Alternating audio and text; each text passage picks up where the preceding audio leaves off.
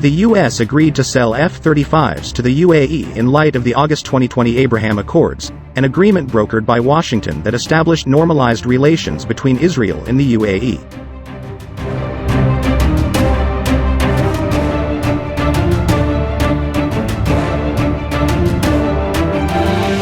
The U.S. agreed to sell F-35s to the UAE in light of the August 2020 Abraham Accords, an agreement brokered by Washington that established normalized relations between Israel and the Arab nations of the UAE and Bahrain, with Sudan and Morocco later following suit.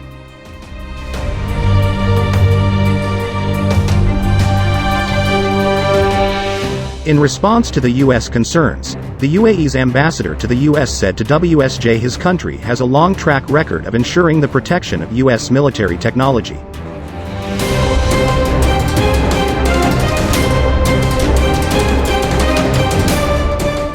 While the deal was originally organized under the Trump administration, U.S. President Joe Biden has indicated that he intends to follow through with the deal, but the exact terms are still being discussed between the parties.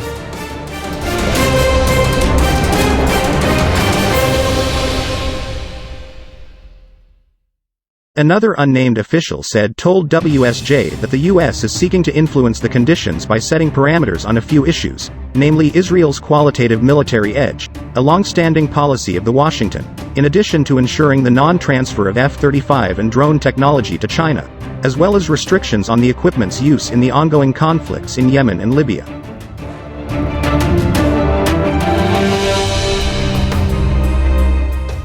A third official speaking to WSJ said that the establishment of a Chinese base in the UAE would halt the deal.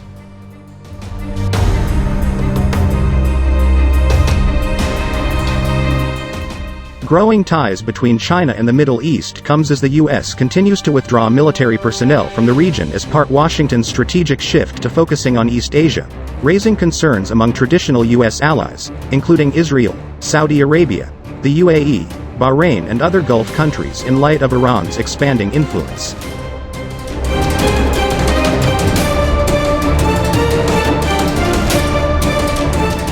Besides China's recent transfer of unknown materials, Beijing has worked to increase cooperation with the UAE in other areas, such as trade, non-military technology and finance.